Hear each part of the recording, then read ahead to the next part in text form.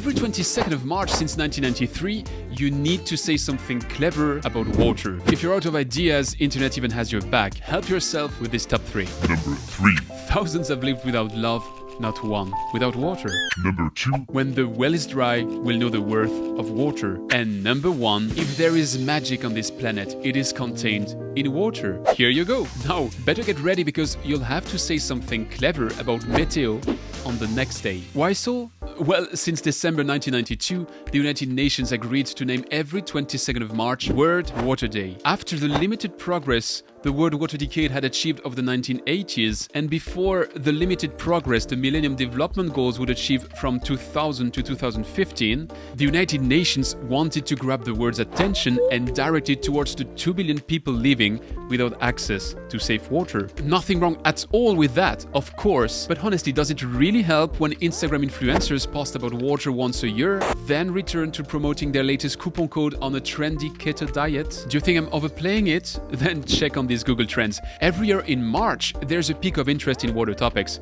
But overall, the tendency is still desperately flat. That wouldn't be a problem if the numbers finally looked up somewhat good. Yet, when we skim into it, between the moment where the United Nations named the 1980s the Water Decade in Mar del Plata in 1977 and the closing date of the Millennium Development Goals in 2015, 2.8 billion people on Earth gained access to improved water. That would be an incredible achievement if the world's population did not increase by 2.8 billion people over the exact same time period. In other words, the number of people without access to safe drinking water did not change at all in 45 years of international efforts, despite 29 editions of the World Water Day. And that did not spectacularly change under the new SDG 6 regime. By 2015, and over the 138 countries officially sharing their data, 70% of people had access to safely managed drinking water. Sure, 2020 looks somewhat better, but with 74%, we're still progressing at a quarter of the speed we should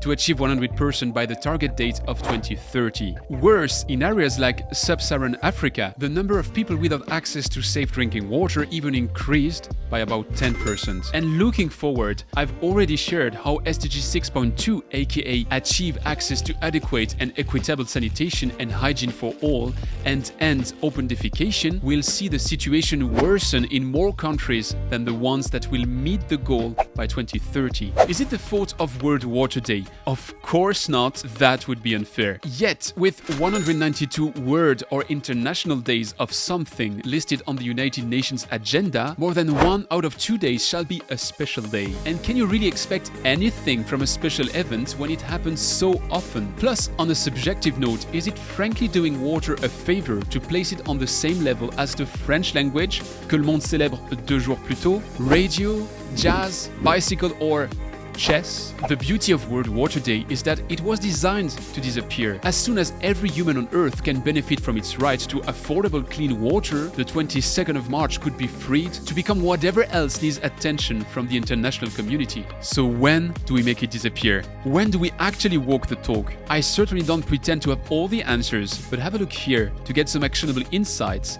on how to move the needle.